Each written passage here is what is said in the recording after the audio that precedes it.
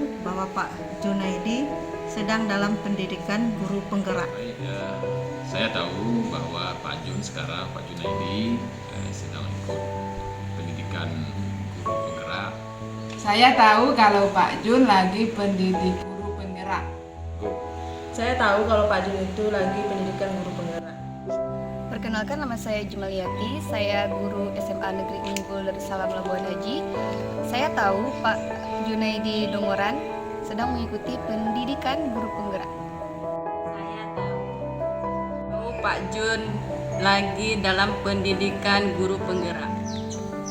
Saya tahu Pak Junaidi Dongoran sekarang lagi proses pendidikan guru penggerak. Saya tahu Pak Junaidi sedang dalam pendidikan guru penggerak.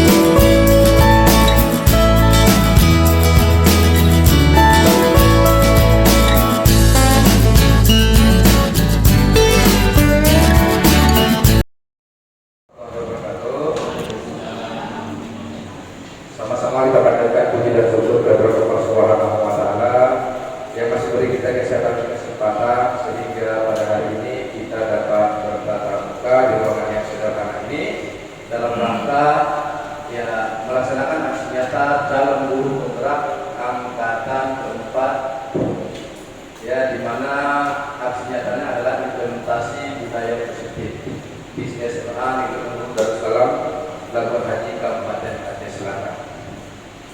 Salam kita sambut jadikan kepada alam dan besar Muhammad Sallallahu Alaihi Wasallam. Semoga tercurah kepada keluarga dan sahabat beliau sekalian. Yang saya hormati Bapak Kepala Sekolah, yang saya hormati Bapak Ibu Guru, yang saya hormati Kepala DPU beserta karyawan-karyawati SMA Negeri Unggul Darussalam Labuan Haji. Baik Bapak Ibu, yang pertama saya ucapkan terima kasih kepada Bapak Kepala Sekolah yang telah memberikan kesempatan kepada saya untuk melaksanakan aksi nyata dalam implementasi budaya positif di SMA kita yang tercinta ini. Ini merupakan salah satu tugas kami guru penggerak yang lagi pendidikan Bapak Ibu. Ada beberapa hal mungkin nanti yang akan saya sampaikan pada kesempatan ini. Kita bisa diskusi nantinya jika ada yang perlu kita diskusikan. Baik Bapak Ibu, kita akan membahas hari ini sebagai implementasi daripada modul yang kami pelajari, di mana sekarang kami dalam pendidikan guru penggerak itu sudah pada tahap menyelesaikan modul 1, di mana nanti akan ada 3 modul yang akan diselesaikan.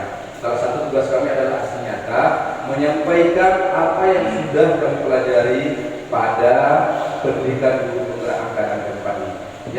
Baik Bapak Ibu, nanti kita akan mempelajari tentang perubahan paradigma yang pertama perubahan paradigma, kemudian ada disiplin positif, inovasi perilaku manusia, motivasi perilaku manusia, kebutuhan dasar manusia, posisi kontrol atau restitusi, keyakinan puas, dan segitiga restitusi.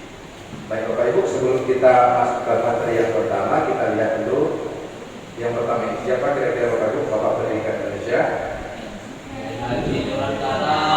Ya, pasti kan kita tahu ya kalau ditanyakan siapa Bapak Pendidikan Indonesia. Nah, sekarang pertanyaan yang kedua, kira-kira bagaimana pemikirannya dalam pendidikan? Pertama kita lihat dulu, ini yang paling terkenal. Bapak Ibu pasti mungkin waktu SMA mungkin waktu kuliah juga pernah mendengarkan ini Ingarso Suntulodo Ingmadia Mangarso Tuturi Handayani. Kalau artinya ini menjadi seorang dari Ingarso Suntulodo, kalau dalam kepemimpinan itu menjadi seorang pemimpin harus mampu memberikan suri tauladan. Kemudian Ihmadiyah Mangkukarso, seorang di tengah kesibukannya harus juga mampu membangkitkan atau menggugah semangat. Kemudian ada Tutri Handayani, seseorang harus mampu mendorong moral semangat kerja dari belakang. Ya. Itu arti daripada yang pertama tadi, Ignacio Sutulodo, Ihmadiyah Mangkukarso, Tutri Handayani.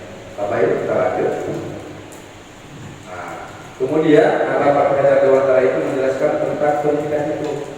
Ya, apa tujuan pendidikan menurut Ki Hajar Dewantara? Ternyata seperti itu. Ya, tujuan pendidikan adalah menuntun segala kontrak yang ada pada anak-anak agar mereka dapat mencapai keselamatan dan kebahagiaan yang setinggi-tingginya, baik sebagai manusia maupun sebagai anggota masyarakat. Ya. Menuntun segala kontrak, artinya kita di sini, makanya kalau sekarang ada Merdeka Belajar gitu. Jadi tugas guru itu kan menuntun. Jadi kita tidak bisa memaksakan siswa itu mau jadi apa gitu. Karena pada dasarnya siswa itu kan dia memang ada bakat tersendiri. Dia harus orang IPS dipaksa ke IPA, gitu, orang IPA dipaksa ke IPS, dan juga bakat-bakat yang lain gitu. Maka kita sebagai guru tentunya berdasarkan pemikiran Ki Hajar Dewantara, kita adalah menuntun, mengarahkan agar mereka tidak tersesat, ya. Jadi kita itu hanya menuntun, mengarahkan agar siswa itu tidak tersesat, sesuai dengan pemikiran Ki Hajar Dewantara, ya. Makanya kalau dalam pendidikan itu tidak boleh memaksakan kehendak, ya. Kemudian kita lanjut, Bapak Ibu. Ya, ada ibarat seperti ya, guru itu ibaratkan sebagai petani, gitu, ya. Kemudian anak-anak itu diibaratkan sebagai tumbuhan bisa jadi tumbuhan padi, jagung, seperti itu. Jadi kita hanya bisa merawat mereka. Bagaimana cara seorang guru atau seorang petani agar tanamannya itu tumbuh subur, menghasilkan bibit yang bagus? Begitu juga dengan guru. Bagaimana seorang guru itu bisa menciptakan, membimbing, menuntun anak-anak agar menjadi manusia-manusia yang baik, yang bisa menemukan kebahagiaannya baik di dunia ini maupun di akhirat nantinya. Itu Bapak Ibu, ya. Kita lanjut.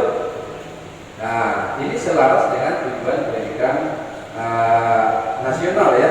Di mana di situ kita lihat mewujudkan suasana pembelajar agar bersih secara mengembangkan potensi dirinya untuk memiliki kebutuhan spiritual, keagamaan, pengendalian diri, kepribadian, kecerdasan akal, serta keterampilan yang diperlukan di masyarakat bangsa dan negara, Bapak Ibu, ya. Itu bisa dibaca di depan. Kemudian Bapak Ibu, salah satu tujuan daripada program penggerak ini adalah agar terciptanya siswa-siswa yang memiliki profil Pancasila. Ya, jadi apa itu profil Pancasila, Bapak Ibu? Sebab ini tujuan daripada pendidikan kita sekarang, ya. Belajar Pancasila, belajar yang beriman, bertakwa kepada Tuhan Yang Maha Esa, berkebinekaan global, mampu bergotong royong. Anak itu gimana harus bisa kreatif, bisa bernalar kritis, mandiri, ya Bapak Ibu, ya. Jadi tujuan daripada pendidikan kita sekarang itu salah satunya adalah agar peserta didik itu bisa mencapai profil Pancasila seperti yang ada di depan ini. Kemudian dengan guru penggerak itu diharapkan ada perubahan di sekolah, tentunya dalam kegiatan pembelajaran. Jadi banyak harapan-harapan pemerintah untuk kita sebagai guru di Indonesia. Baik, ya. Kemudian ya salah satu Bapak Ibu untuk bisa menempuh atau untuk bisa memperoleh profil pelajar Pancasila adalah dengan ini Bapak Ibu implementasi budaya positif di sekolah. Kita harus menciptakan budaya positif di sekolah. Apa saja, ya? Misalnya apa yang dikatakan budaya positif itu akan kita bahas sekarang ini. Ya, yang pertama kita lihat dulu, ya, pertanyaan romantik dulu. Contoh budaya positif itu seperti apa? Kira-kira? Apakah kita tahu kira-kira? Kemudian apa urgensi dari menciptakan suasana positif di lingkungan sekolah kita ini? Apa manfaatnya kira-kira? Kemudian bagaimana kita sendiri sebagai seorang pendidik dapat menciptakan suasana positif di lingkungan sekolah Anda selama ini? Kemudian pertanyaan keempat, apa hubungan antara menciptakan suasana yang positif dengan proses pembelajaran yang berpihak kepada murid? Dan yang kelima, bagaimana penerapan disiplin saat ini di sekolah? Apakah sudah diterapkan dengan efektif? Bila belum, apa yang menurut Anda masih perlu dikembangkan? Mungkin bisa dipertanyakan pada diri kita sendiri. Ya. Ya, selanjutnya, nah kita lihat dulu perubahan paradigma. Ya. Jadi materi kita yang pertama hari ini adalah perubahan paradigma. Nah, Bapak Ibu, Bapak Ibu, ini ada katanya ini permainan di sini. Kalau kita bermain coba buka, kita kepalkan tangan, coba buka tangan saya, misalnya seperti ini. Sekuat-kuatnya kita kepalkan, kemudian kita suruh kawan kita membuka tangan kita seperti ini. Kira-kira Bapak Ibu bagaimana? Berusaha nggak sekuat tenaga untuk tidak, ya, untuk tidak bisa terbuka tangan itu, ya. Jadi pertanyaan kira-kira apakah akan membuka kepalan tangan Anda dengan bujukan, godaan, ya, atau paksaan teman Anda? Kira-kira mengapa? Kalau misalnya Bapak Ibu sudah kepalkan, mengapa Bapak Ibu bersekufu? Apa-apa buka aja gitu. Apakah ada usaha Bapak Ibu untuk tidak membukanya serta-merta gitu? Apa alasannya kira-kira? Itu bisa dijawab dalam diri sendiri, ya. Apakah Anda akan bertahan dan menolak membuka kepalan tangan sampai sekuat tenaga Anda? Ya, kira-kira mengapa? Ya, itu pertanyaan. Cobalah membuka, ya. Itu bisa kita jawab sendiri. Kalau Bu Enda gimana kira-kira kalau seperti itu? Harus bertahan, ya. Pak, gimana Pak Riki, gimana tanggapannya? Kenapa harus bertahan? Ada sesuatu yang berharga. Ya. Mempertahankan prinsip. Ya, betul Bapak Ibu, ya, memang harus mempertahankan sekuat tenaga, ya. Oke. Bapak itu adalah pertanyaan-pertanyaan romantik. Kemudian, ya, di mana budaya kritik Bapak Ibu, sekolah perlu menyediakan lingkungan yang positif, aman dan nyaman agar murid-murid mampu berpikir, bertindak dan mencipta dengan merdeka, ya, mandiri dan bertanggung jawab. Salah satu strategi yang perlu ditinjau adalah dengan bentuk disiplin yang dijalankan selama ini di sekolah-sekolah kita, Bapak Ibu. Ya, kita kan sekarang, Bapak Ibu, kan sering setiap sekolah tentunya punya peraturan tersendiri, ya. Jadi kita selama ini punya pikiran tersendiri, ya, punya pikiran sendiri tentang peraturan. Dan ternyata kalau menurut yang dipelajari ini ada benarnya, ada juga tidak benarnya. Kita lihat Bapak Ibu, ya. Kita lihat di sini ada ilusi guru mengontrol murid. Pada dasarnya kan, apakah guru itu bisa mengontrol murid? Menurut Bapak Ibu, pada dasarnya tidak bisa mengontrolnya. Artinya kalau guru itu mengontrol murid itu hanyalah ilusi. Pada dasarnya guru itu tidak bisa mengontrol murid. Kenapa kira-kira? Karena pada dasarnya kita tidak dapat memaksa diri untuk berbuat sesuatu jika murid tersebut memilih untuk tidak melaksanakannya. Artinya kita kontrol, dia melawan gimana? Nah, itu artinya dengan pendekatan apa yang bisa kita lakukan nanti, ada pendekatan tertentu yang bisa kita laksanakan. Nah, gitu. Kemudian bahwa semua penguatan positif, efektif dan bermanfaat. Ya. Kemudian ilusi bahwa kritik dan membuat orang merasa bersalah dapat menguatkan karakter. Enggak, ya, itu hanyalah ilusi, ya. Pada dasarnya nggak bisa kita membuat orang kadang-kadang, ya, misalnya kita ngomong sama siswa seperti ini, cobalah kamu dengarkan orang tua, lihatlah. Kadang-kadang dia merasa kita, omongan kita itu kadang-kadang membuat dia merasa bersalah, merasa dia tidak berharga, ya. Kemudian ilusi bahwa orang dewasa memiliki hak untuk memaksa. Kalau di sini, dan ternyata tidak bisa kita paksakan. Walaupun sekecil apa, misalnya masih anak TK, anak SD, gitu, ya, nggak bisa kita memaksakan. Berdasarkan teori yang ini, ya. Kita lanjut. Oh iya. Jadi Bapak Ibu, kita lihat ada namanya stimulus respon lawan teori kontrol. Jadi kalau dia stimulus respon, dia menyatakan bahwa realitas kebutuhan kita sama, kita mempunyai kebutuhan yang sama. Sedangkan untuk teori kontrol, pada realitasnya ya kebutuhan kita itu berbeda-beda. Kemudian semua orang melihat hal yang sama. Oh, kita memandang siswa itu sama semua gitu, ya. Maksudnya dalam artian tertentu, ya. Kemudian setiap orang memiliki gambaran berbeda-beda. Gitu. Kemudian kita mencoba mengubah orang agar pandangan sama kita mencoba mengubah orang agar berpandangan sama dengan kita. Ya, itu pandangan stimulus respon. Dan kalau teori kontrolnya, kita berusaha memahami pandangan orang lain tentang dunia. Selanjutnya, perilaku buruk dilihat sebagai suatu kesalahan, Bapak Ibu. Ada, oh dia melakukan keburukan, itu pasti salah gitu. Sedangkan teori kontrol tentang dunia, semua perilaku memiliki tujuan. Kenapa seorang anak bisa mencuri misalnya? Dia butuh pulpen, bisa mencuri pulpen. Ya karena dia butuh pulpen itu mungkin artinya kan dia ada tujuan tertentu, mungkin dia mau menulis, tapi ada hal tertentu di situ yang tidak 100% dia salah gitu. Dia berbuat karena memang ada tujuannya gitu. Selanjutnya, orang lain bisa mengontrol saya. Hanya Anda yang bisa mengontrol diri Anda. Saya bisa mengontrol orang lain, Anda tidak bisa mengontrol orang lain. Kemudian pemaksaan ada pada saat kita jaga kolaborasi. Kalau di sana kan ada pemaksaan, kalau di sini kita kolaborasi. Ya, kamu harus seperti ini. Tapi kita butuh gimana kita biar berperan menciptakan sesuatu yang baik. Kita nggak memaksakan dia. Kemudian model berpikir kalau dia yang pertama dialah yang menang, gitu Pak. Dasarnya kan seperti itu. Model berpikir menang-menang gitu, ya kan? Artinya ya udah kita sama-sama menang, sama-sama beres dengan kolaborasi. Jangan saya duluan, saya menang gitu. Itulah indahnya sebenarnya, ya kolaborasinya. Kita lanjut Bapak Ibu. Kemudian tadi setelah kita bahas sedikit, apakah Anda meyakini bahwa tepat untuk meminta murid menyesuaikan diri dengan keinginan Anda dan bahwasanya adalah tanggung jawab Anda untuk memaksa murid demi suatu kebaikan. Adakah cara lain? Adakah cara lain selain memaksakan?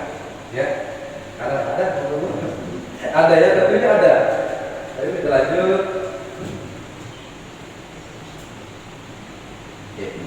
Selanjutnya kita lihat yang kedua adalah budaya positif. Tadi yang pertama adanya sudah kita lanjutkan dengan budaya disiplin positif Bapak Ibu. Ya. Pertanyaan pematik pertama adalah Bapak Ibu, bagaimana cara membuat murid disiplin? Kemudian apakah yang bisa mendisiplinkan murid?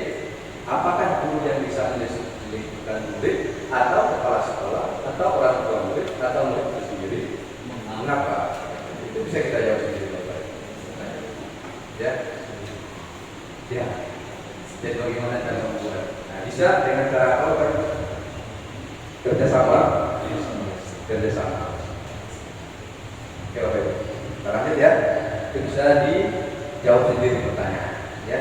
Selanjutnya, kebanyakan guru sangat tertarik dengan topik pembahasan tentang disiplin. Mereka berpendapat bahwa kalau saja anak-anak bisa disiplin, pasti mereka akan bisa belajar. Para guru juga berpendapat bahwa mendisiplinkan anak-anak adalah bagian yang paling menantang dalam pekerjaan mereka. Bagaimana dengan pendapat Bapak Ibu? Apakah Anda memiliki pendapat yang sama? Ya, kita lanjut Bapak Ibu. Nah, biasanya kan kalau ada di sini ada hukuman, biasanya ya. Biasanya kalau ada disiplin, gimana cara biar anak-anak disiplin? Pasti ada reward, ada punishment, biasanya seperti itu. Sekarang yang kita bahas apa seperti ini? Kita lanjut ya. Maka harus ada hukuman dalam setiap kedisiplinan. Ini pertanyaan. Mengapa Mari kita tanyakan pada diri kita sendiri. Bagaimana kita berperilaku? Mengapa kita melakukan segala sesuatu? Apakah kita melakukan sesuatu karena ada dorongan dari lingkungan atau ada dorongan dari orang lain? Terkadang kita melakukan sesuatu itu karena menghindari rasa sakit atau ketidaknyamanan. Terkadang kita juga melakukan sesuatu untuk mendapatkan apa yang kita mau. Bagaimana menurut Bapak Ibu? Pernahkah Anda melakukan sesuatu untuk mendapatkan senyuman dari orang lain? Kemudian untuk mendapatkan hadiah kira-kira atau untuk mendapatkan uang, apalagi kira-kira alasan orang lain melakukan sesuatu. Jadi ketika kita berperilaku itu ada sesuatu yang mendorong. Atas dasar apa kita? Apakah memang karena menghindari sesuatu biar aman? Apakah karena kita biar mendapatkan imbalan? Atau murni karena memang kita dari dalam diri kita sendiri muncul? Ya. Nah sekarang kita tanya. Ya. Jadi Bapak Ibu, ada 3 motivasi perilaku manusia. Kenapa seseorang itu bisa berperilaku? Yang pertama untuk menghindari ketidaknyamanan atau hukuman. sekolah, dia hanya saja untuk menghindari hukuman aja, dia tidak denda, dia katakan di sekolah. Yang kedua, untuk mendapatkan imbalan atau penghargaan dari orang lain. Misalnya seorang untuk belajar, iya biar saya dapat juara 1 nanti dikasih uang segala macam. Itu motivasi yang kedua. Yang ketiga adalah untuk menjadi orang yang mereka inginkan dan menghargai diri mereka sendiri dengan orang-orang lain yang mereka percaya.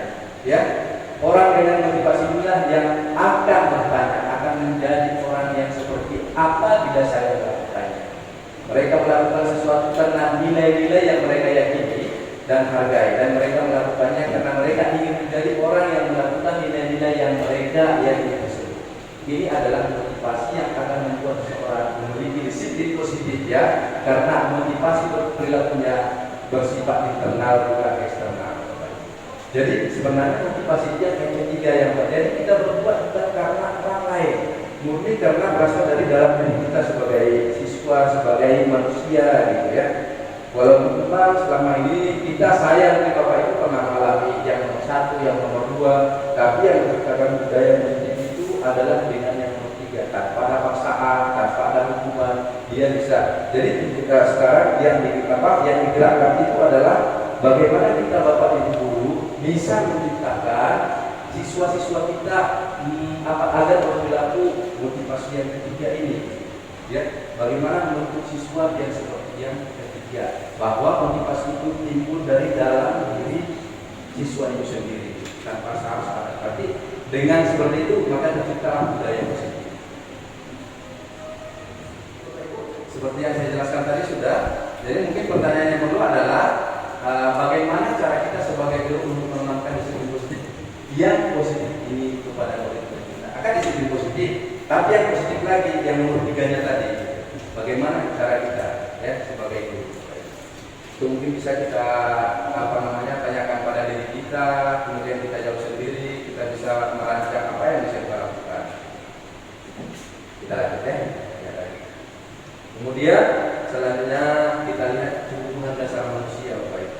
Ini ada hubungannya dengan yang tadi. Semua perilaku itu ada tujuannya, bahwa tidak semua perilaku itu adalah salah, ya. Sebab tidak semua perilaku yang menurut kita jelek itu adalah salah, gitu. Karena di sini tadi kita jelaskan bahwa semua perilaku itu mempunyai tujuan. Itu ada kaitannya dengan kebutuhan dasar manusia, ya. Bapak Ibu, ada 5 kebutuhan dasar manusia. Seluruh tindakan manusia memiliki tujuan, ya. Semua yang kita lakukan adalah usaha terbaik kita untuk mendapatkan apa yang kita inginkan. Bapak Ibu, ketika kita mendapatkan apa yang kita inginkan, sebetulnya saat itu kita sedang memenuhi satu atau lebih dari suatu kebutuhan dasar kita, ya, yaitu kebutuhan untuk bertahan hidup. Jadi Bapak Ibu ada 5, ya, kebutuhan. Yang pertama ada kebutuhan bertahan hidup, survival, kebutuhan cinta dan kasih sayang, love and belonging, kemudian kebebasan, freedom, kesenangan, fun, dan kesukaan dan kekuasaan atau kekuasaan. Kemudian Bapak Ibu, ketika seorang murid itu melakukan sesuatu perbuatan yang bertentangan dengan nilai-nilai kebaikan atau melanggar peraturan, hal itu sebenarnya dikarenakan karena gagal memenuhi kebutuhan dasar mereka. Ya, jadi ya mungkin Bapak Ibu, ya. Jadi ketika seseorang melakukan perbuatan yang tidak baik itu karena gagal memenuhi kebutuhan yang 5 kebutuhan yang ada di sini, ya. Jadi ini adalah kebutuhan dasar Bapak Ibu yang harus kita dipenuhi, baik kita sebagai guru mungkin, sebagai manusia, juga sebagai siswa kita, ya. Dan ternyata ada kebutuhan mereka yang harus kita penuhi. Kenapa mereka berbuat salah? Itu karena bisa jadi kebutuhan mereka tidak bisa dipenuhi oleh keluarga, mungkin mereka berbuat salah. Kenapa ada seorang anak mencuri makanan misalnya di warung, bisa jadi karena perutnya lapar, gitu, ya. Kenapa ada seorang nenek mencuri kayu bakar? Ya, mungkin karena dia kebutuhan untuk memasak banyak. Kemudian ada keyakinan kelas. Ya, mungkin nanti keyakinan kelas Bapak Ibu. Ada keyakinan kelas Bapak Ibu, ada kalau kita ada peraturan, ada keyakinan kelas. Apa bedanya Bapak Ibu keyakinan kelas sama peraturan kelas? Kalau mungkin peraturan kelas itu kamu melanggar, kamu kena hukuman, kamu ini. Kalau keyakinan kelas itu bersifat lebih abstrak. Kita lihat bedanya Bapak Ibu, ya. Kebetulan keyakinan kelas itu bersifat lebih abstrak daripada peraturan yang lebih rinci dan konkret. Kemudian di situ keyakinan kelas berupa pernyataan-pernyataan universal. Pernyataan keyakinan kelas senantiasa dibuat dalam bentuk positif, yang kalimat negatifnya. Ya. Kemudian keyakinan kelas hendaknya tidak terlalu banyak sehingga mudah diingat dan dipahami oleh warga kelas. Keyakinan kelas sebaiknya sesuatu yang dapat diterapkan di lingkungan tersebut. Semua warga kelas hendaknya berkontribusi dalam pembuatan keyakinan kelas lewat kegiatan curah kata. Bersedia meninjau kembali keyakinan kelas dari waktu ke waktu, Bapak Ibu. Ya, Bapak Ibu, contoh kalimat keyakinan kelas: setiap anggota kelas perlu belajar. Jadi tidak semacam peraturan. Jadi ada yang kami siap, kami seperti ini. Setiap anggota kelas perlu senang. Setiap anggota kelas perlu melakukan tugas. Setiap anggota kelas perlu saling menghargai. Setiap anggota kelas perlu merasa aman. Selalu berpikir positif, senantiasa menjadi diri terbaik, percaya dan menghormati orang lain, serta berkomitmen terhadap setiap tugas, senantiasa membantu. Itu adalah contoh-contoh keyakinan kelas yang bisa kita terapkan di kelas. Beda dengan aturan. Saya kalau terlambat masuk harus ini, kan ada denda sanksi dan dendanya. Oke, ya. Antara kelas pelajaran dan direktur. Baik Bapak Ibu, kita lanjut. Ya, kita sekarang ada posisi kontrol. 5 posisi kontrol. Yang pertama, Bapak Ibu kita lihat dulu. Ada 5 posisi kontrol manusia. Kita lihat yang pertama. Nah, apakah kita sebagai guru kira-kira termasuk di mana ini? Apakah kita sebagai penghukum? Apakah kita sebagai membuat orang merasa bersalah? Apakah kita sebagai teman? Apakah kita sebagai monitor atau memantau? Apakah kita sebagai manajer? Ya, jadi ada berapa perilaku kontrol posisi kontrol ya. Yang pertama kita lihat dulu. Nah, sebagai seorang penghukum, Bapak Ibu, apa yang dikatakan dengan seorang penghukum? Nah, penghukum itu seorang penghukum bisa menggunakan hukuman fisik maupun verbal. Orang-orang yang menjalankan posisi penghukum senantiasa mengatakan bahwa sekolah melakukan sistem atau alat yang dapat lebih menekan murid-murid lebih dalam lagi. Guru-guru yang menerapkan posisi penghukum akan berkata seperti ini: patuhilah aturan saya, atau awas, kamu selalu saja salah. Pasti selalu yang terakhir selesai. Ya, itu kalau guru seperti ini senantiasa bertanya, hanya ada satu cara agar pembelajaran bisa, yaitu dengan cara dia sendiri. Gitu. Ya, nah, itu posisi yang pertama. Ada yang kedua, membuat orang merasa bersalah. Pada posisi ini biasanya guru akan bersuara lemah lembut, membuat orang merasa bersalah, akan menggunakan keheningan yang membuat orang lain merasa tidak nyaman, bersalah atau rendah diri. Ya, kata-kata misalnya yang suruh keluar dari guru yang seperti ini adalah, ibu sangat kecewa sekali dengan kamu. Berapa kali Bapak harus memberitahu kamu ya? Gimana coba kalau orang tua kamu tahu kamu harus pergi? Nah, kan itu adalah kata-kata kita sebagai guru yang sering membuat orang siswa merasa bersalah. Ya. Nah, jadi posisi ini murid akan memiliki penilaian diri yang buruk tentang diri mereka. Murid merasa tidak berharga dan telah mengecewakan orang-orang yang disayanginya. Kemudian kita lihat lagi yang posisi yang ketiga, ada posisi guru sebagai teman. Kira-kira banyak positif atau negatifnya? Kita lihat di sini Bapak Ibu. Ya, guru pada posisi ini tidak akan menyakiti murid, namun akan tetap berupaya mengontrol murid melalui persuasi. Posisi teman pada guru bisa negatif atau bisa positif. Positif di sini berupa hubungan baik yang terjadi antara guru dan murid. Guru di posisi teman menggunakan hubungan baik dan humor untuk mempengaruhi seseorang. Mereka akan berkata, ayolah, bantulah demi Bapak ya. Itu sebagai teman ya. Maksudnya gini ya, ayo ingat tidak bantu Bapak selama ini. Ya sudah, kali ini tidak apa-apa, nanti bantu bereskan, misalnya seperti itu. Ya, itu posisi guru sebagai teman. Nah, ada hal negatifnya Bapak Ibu. Hal negatifnya dari posisi teman adalah bila suatu saat guru tersebut tidak membantu, maka murid akan kecewa dan berkata, saya pikir Bapak Ibu teman saya. Murid merasa dikecewakan dan tidak mau lagi berusaha. Hal lain yang mungkin timbul adalah murid hanya akan bertindak untuk guru tertentu dan tidak untuk guru lainnya. Ya, jadi murid akan tergantung pada guru tersebut. Itu kalau kita sebagai berperan sebagai teman siswa. Ya. Kemudian ada fungsi kontrol yang berikutnya, monitor atau pemantau ya. Kalau di sini maka guru-guru tersebut akan sering berkata seperti ini Bapak Ibu. Peraturannya apa? Dia harus tegas. Apa peraturan kita hari ini? Kamu harus laksanakan gitu. Kemudian apa yang telah kamu lakukan? Sanksi atau konsekuensinya? Kalau kamu lakukan apa sanksi dan konsekuensinya? Ya.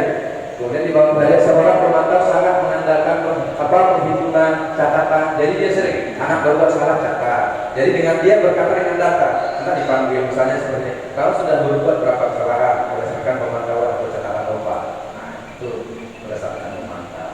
Posisi ini akan menggunakan misalnya stiker, catatan ya, data posisi pengontrol sendiri berawal dari Bapak Ibu ya.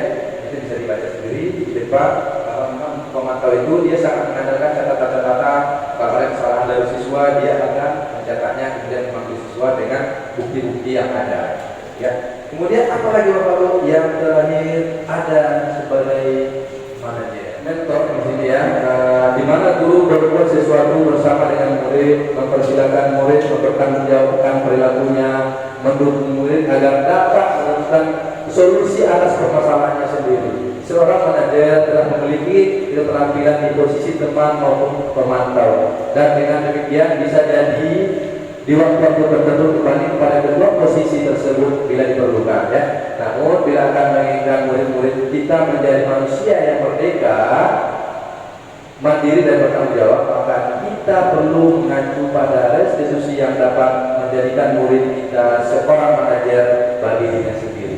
Bapak Ibu ya, di mana dalam manajer, murid diajak untuk menganalisis kebutuhan dirinya maupun kebutuhan orang lain. Di sini menekankan di sini penekanan bukan pada kemampuan membuat konsekuensi, namun dapat berkolaborasi dengan murid bagaimana memperbaiki kesalahan yang ada. Seorang manajer Bapak Ibu akan berkata begini, ya, apa yang kita yakini, ya, apakah kamu meyakininya? Apakah kamu meyakininya? Jika kamu meyakininya, apakah kamu bersedia memperbaikinya? Jadi dengan bimbingan-bimbingan tertentu Bapak Ibu.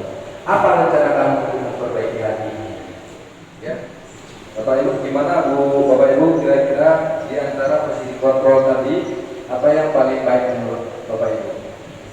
Alasannya apa?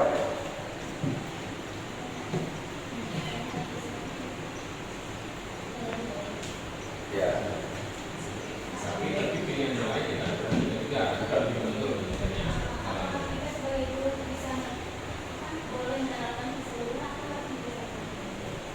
Tergantung kebutuhan yang penting jangan ini menghindari jangan sampai kita menghukum ya yang penting. Kalau sebelum guru penggerak tentunya mungkin saya sendiri berpandangan memang hukuman itu yang paling langsung ya, yang paling aktual ya. Dan ternyata setelah itu ternyata hukuman itu memang pilihan terakhir kalau bisa, itu pilihan terakhir ya, pilihan terakhir yang bisa kita lakukan. Kalau memang enggak, kalau bisa memang jangan sampai kita menghukum ya. Ternyata banyak cara-cara yang bisa kita lakukan. Mungkin selama ini kita atau mungkin bahkan sampai sekarang masih juga berpikir seperti itu, bisa jadi kena praktek. Nah, karena bisa kalau nggak dihukum nggak kan, misalnya seperti itu harus kena hukuman kan? Karena mungkin kita belum mencoba kan? Ada cara-cara tertentu.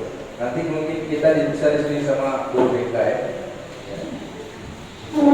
Ya, Bapak Ibu kita lanjut ke apa yang lagi? Nah. Jadi cara-cara ini Bapak Ibu ada namanya terkait dengan apa tadi posisi kontrol tadi kita bisa menyelesaikan kalau manajer itu biasanya pilihan dengan restitusi ya. Apa itu segitiga restitusi?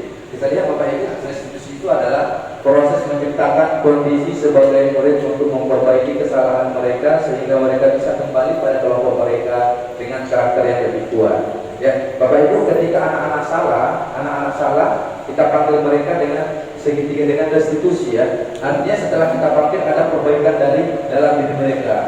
Ya, kita restitusi juga dapat proses kolaborasi yang mengajarkan murid untuk mencari solusi untuk masalah dan membantu murid berpikir tentang orang seperti apa yang mereka inginkan dan bagaimana mereka harus memperlakukan orang lain. Ya, kita lihat segitiga restitusinya dulu. Bapak Ibu, restitusi bisa kita lihat mungkin dalam segitiganya seperti ini, segitiga restitusi. Yang pertama, menstabilkan identitas. Jadi ada segitiga restitusi sebelah bawah, menstabilkan identitas. Ya, kalau bukan satu saja berarti sering. Misalnya salah satu pertanyaan yang bisa kita lakukan atau pernyataan yang bisa kita lakukan dalam menstabilkan identitas adalah kamu bukan satu-satunya yang pernah melakukan ini. Setiap orang pasti pernah melakukan kesalahan, ya. Jadi kita itu untuk menstabilkan identitas. Kemudian ada validasi tindakan yang salah. Nah, kamu tentunya punya alasan mengapa kamu melakukan ini, gitu ya. Jadi kita tanya apa alasan anak itu melakukan itu.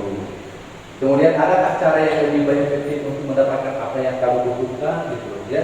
Jadi kita lihat seperti itu. Kemudian yang terakhir ada menanyakan keyakinan kelas apa yang telah kita sepakati. Nah, misalnya kita kan udah sepakati misalnya harus saling menyayangi. Tiba-tiba di kelas itu ada yang merancang, ya. Kemudian kita panggil di kantor, kita naikkan semua dan yang terakhir tanya kesepakatan apa yang sudah kamu lakukan, apa yang bisa kamu lakukan untuk memperbaiki itu. Ya, jadi solusinya itu ada dari dalam diri siswa itu sendiri. Bapak Ibu, terima kasih. Mungkin salah satu contoh restitusi yang sudah pernah saya buat itu masih jauh dari kesempurnaan, bisa kita lihat sekarang ya. Tugas yang harus Bapak Ibu lihat ya. Tugas saya ini yang harus saya tontonkan Bapak Ibu. Nah, ini proses restitusi ya.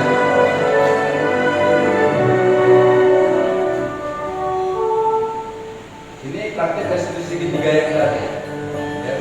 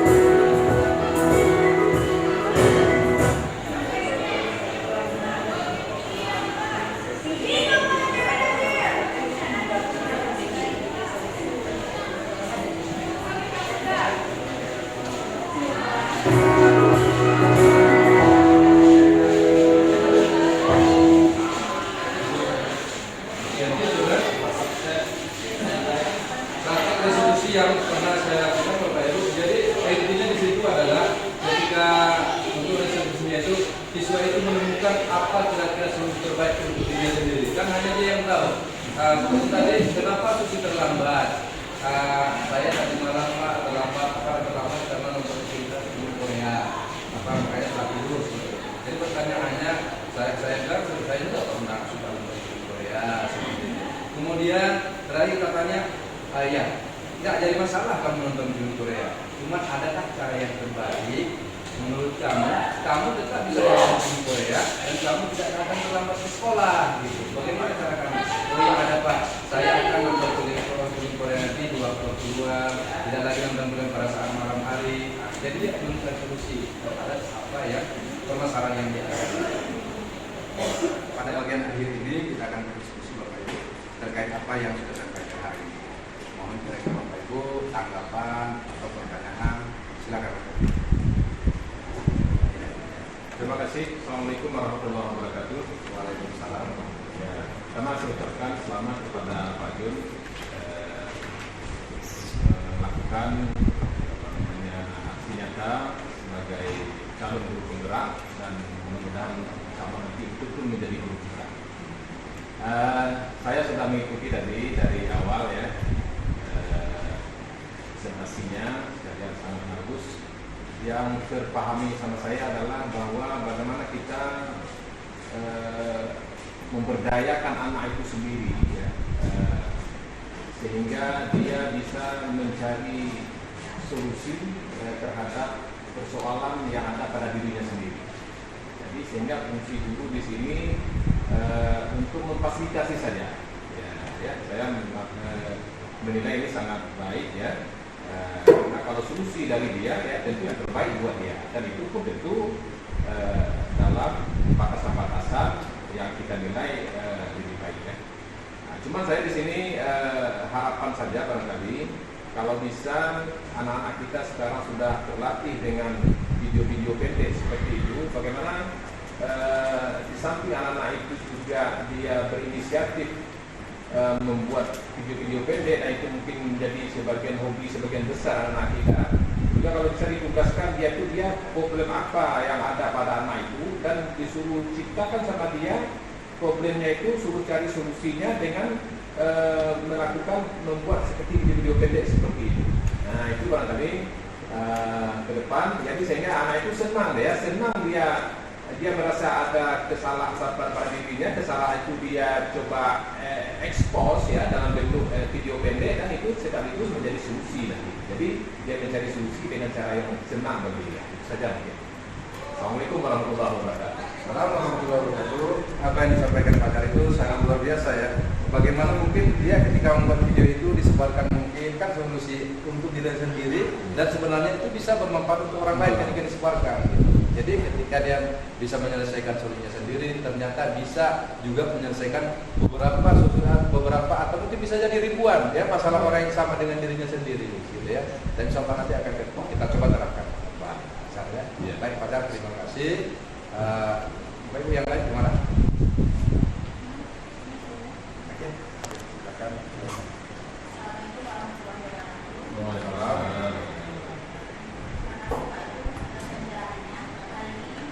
Kegiatan ini sangat bermanfaat bagi kami, terutama saya sendiri sebagai guru. Banyak hal yang kita hadapi ketika mengajar masalah dengan anak-anak, dan ternyata mungkin tindakan-tindakan kita sebagai guru selama ini masih banyak salahnya, masih banyak kurangnya. Nah, hari ini kami mendapatkan banyak pencerahan dari Pak Jun, terutama tentang peranan kita sebagai guru menghadapi permasalahan siswa. Nah, hari ini saya sangat berterima kasih dalam pembelajaran itu di pimpinan termasuk Pak Jun, karena acara ini sangat membantu dari kita yang sering mendapatkan masalah dengan anak-anak. Terima kasih juga ya sudah. Semoga nanti kita kedepannya bisa berkolaborasi ya, Bu Endang. Saya bagaimana kita memang guru-guru SMA Unggul menciptakan bisa menerapkan budaya positif di sekolah kita, sehingga nanti bisa terciptanya budaya positif seperti yang kita inginkan hari ini. Ya. Gimana Pak Ibu, masih ada? Ya, silakan Pak Riki. Assalamualaikum warahmatullahi wabarakatuh. Waalaikumsalam. Nah, sebelumnya terima kasih banyak dan sangat bermanfaat apa yang sudah ditampilkan dan dijelaskan mengenai tentang budaya positif di sekolah. Dan di sini dapat disimpulkan bahwa budaya positif di sekolah itu ada kejujuran, disiplin, dan kerjasama. Mengenai budaya positif juga ada pengakuan permasalahan dari siswa. Terkait permasalahan pasti adanya guru BK. Nah, di sini semua yang dijelaskan tampilkan video itu kerjasama dengan semua guru, dan tentunya guru BK sangat berperan. Juga ada poin-poin dan permasalahan siswa gitu. Jadi di sini perlu adanya kerjasama semua warga sekolah Pak ya, dan terutama wali kelas dan guru mata pelajaran. Nah, tadi juga ada ditampilkan video-video untuk dalam konseling itu namanya proses konseling individual gitu, di mana siswa dipanggil ke ruangan untuk melakukan proses konseling gitu. Nah, ketika telah melakukan proses konseling itu nanti adanya eksplorasi itu pertanyaan atau respon dari siswa sendiri gitu, dari konseling sendiri gitu, dan bahkan dia sadar akan permasalahannya gitu. Jadi ini sangat bagus, sangat bermanfaat, dan tadi kerjasama antara semua warga sekolah. Terima kasih. Baik Pak Riki, atas tanggapan yang sangat positif ya dari Bapak Ibu semuanya. Bagaimana tanggapan dari Bu kita yang luar biasa hari ini. Semoga kita bisa kerjasama dengan semua guru yang ada di sekolah ini, seperti yang saya sampaikan tadi, agar memang siswa-siswa kita itu bisa betul-betul kita bantu sesuai dengan tujuan pendidikan menurut saya Utara. Mereka bisa menemukan keselamatan dan kebahagiaan mereka yang seutuhnya dengan tidak memaksakan kehendak ya. Mereka bisa kita tuntun, mereka memilih nanti jurusan sesuai dengan kemampuan mereka begitu ya. Demikian untuk pertemuan kita waktu hari ini. Sekali lagi saya ucapkan terima kasih kepada para Bapak Ibu, kepada kepala sekolah ya, terima kasih. Dan saya akhiri, dan sebelumnya saya mohon maaf atas segala kekurangan dan kesalahan yang telah saya sampaikan. Dan assalamualaikum warahmatullahi wabarakatuh. Waalaikumsalam.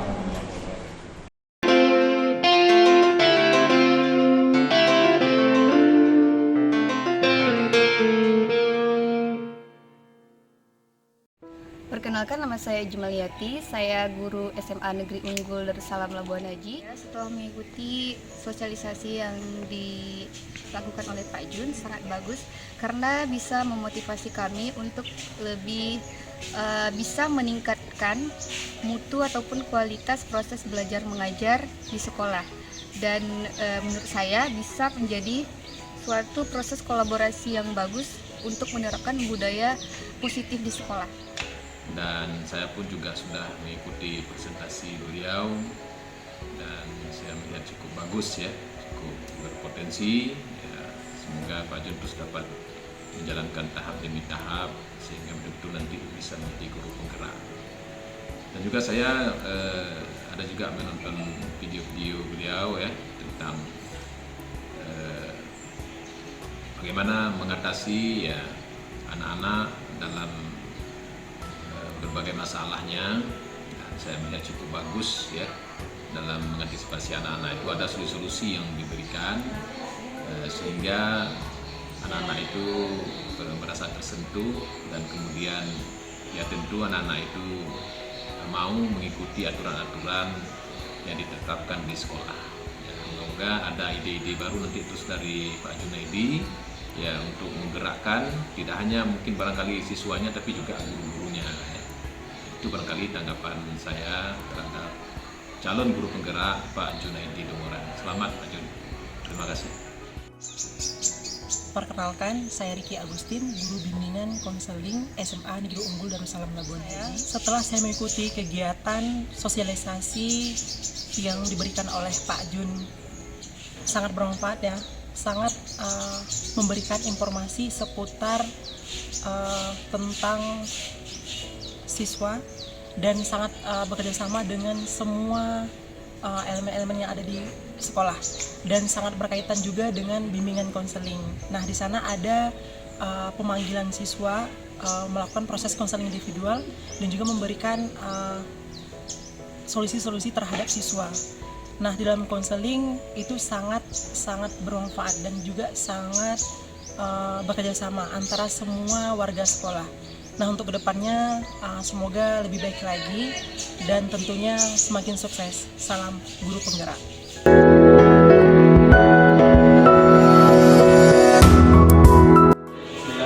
Assalamualaikum warahmatullahi wabarakatuh. Waalaikumsalam warahmatullahi wabarakatuh. Gimana nih kabarnya, sehat? Sehat. Oke, baik anak-anak yang baik pastinya. Sebelum kita mulai belajar, jadi sekarang kita terlebih dahulu membuat sebuah kesepakatan. Kalau saya sebutnya keyakinan kelas, dimana nanti masing-masing dari anak-anak ini kita menuliskan apa kira-kira yang bisa ataupun yang diyakini ataupun menjadi sebuah bahan motivasi. Ditulis di stick note ini, nanti kita tempelkan. Contohnya nih, misalnya di kelas ini kalian mau pengennya apa? Kalian maunya datang tepat waktu, nah saling menyayangi. Nah, maksudnya yang seperti itu yang menjadi motivasi dan kesepakatan kita bersama. Jadi jangan nanti ini menjadi sebuah paksaan, tetapi ini adalah sebuah kesadaran diri untuk membangun kelas menjadi lebih nyaman, lebih aman, dan membangun kekompakan. Oke, paham? Paham. Ini ada stick note nih. Jadi nanti kalian tulisnya di sini, terus nanti baru kita tempelkan di kertas ini. Apa yang diinginkan aja? Iya, yang diinginkan, maksudnya yang pengennya gimana kelas kita ini? Apakah kita harus saling membantu, saling menyayangi?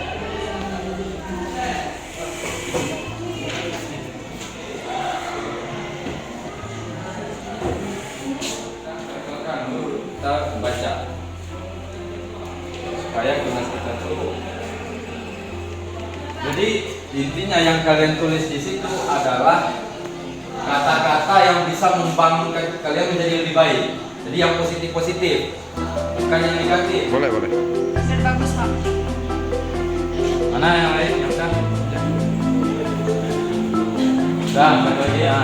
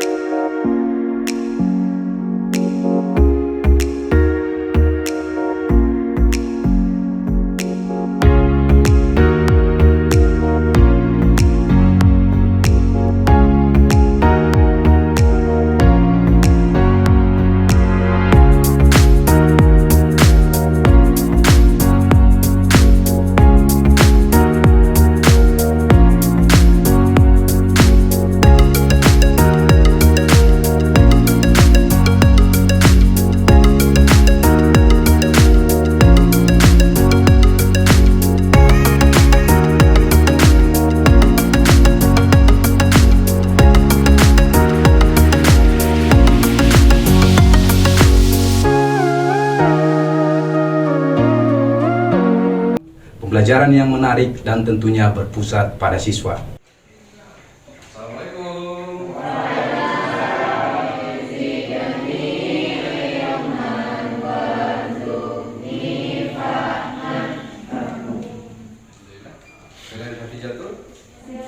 Jadi untuk lebih semangat ya sebagai motivasi anak-anak Bapak, mari sama-sama kita bermain dulu sebelum kegiatan pembelajaran. Siap? Ya. Silakan dibuka kahot.com masing-masing. Ini nilainya nanti yang paling cepat dan yang paling tepat. Ya. Yang pertama adalah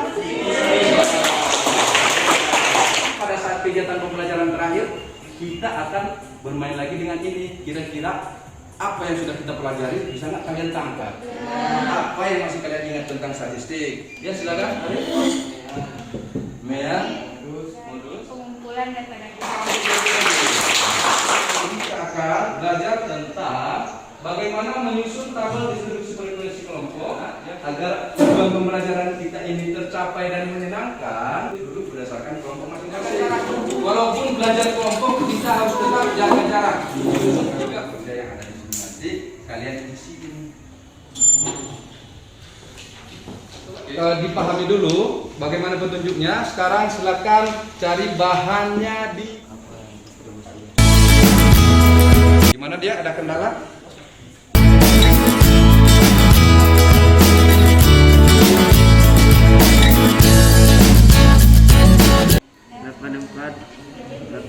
Harus kerjasama dalam kelompoknya ya, jangan akan berkunjung ke kelompok kawannya.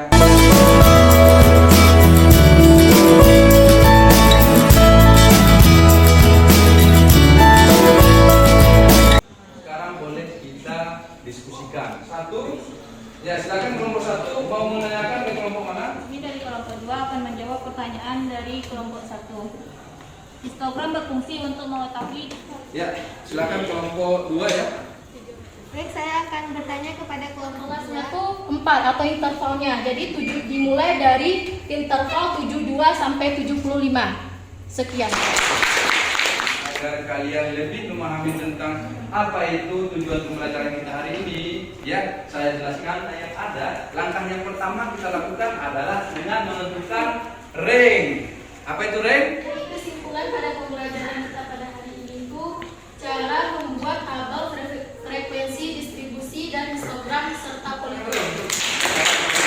Yang penting nanti jangan sampai tidak memenuhi nanti intervalnya. Kegiatan evaluasi silakan kalian kembali ke komputer kalian masing-masing. Silakan dijawab. Ya, semangat. Iya, siapakah kira-kira? Iya. Apa tentang bagaimana kegiatan pembelajaran kita hari ini? Atau semangat belajar siswa. Yes, kalau iya ya. Sepakat nggak? Yes. Sebelum kita akhiri, mari sama-sama kita berdoa terlebih dahulu. Amin. Sekian, assalamualaikum warahmatullahi wabarakatuh.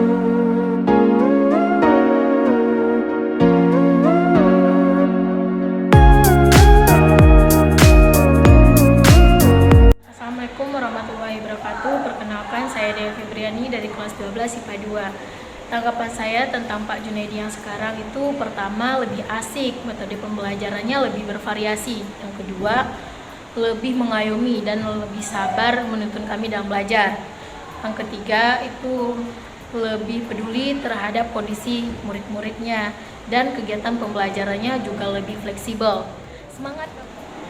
Assalamualaikum warahmatullahi wabarakatuh. Saya Taita Nabila dari kelas 12 IPA 1. Jadi menurut saya Pak Junaidi yang sekarang lebih sabar dan tidak memaksakan kami untuk bisa pelajaran matematika. Yang kedua, Pak Junaidi mengajarkan kami untuk selalu berkolaborasi dan saling membantu. Dan yang ketiga, pembelajaran yang sekarang tuh lebih asik dan menarik sehingga membuat kami bersemangat belajar. Semangat terus Bapak dan tetap selalu berkarya.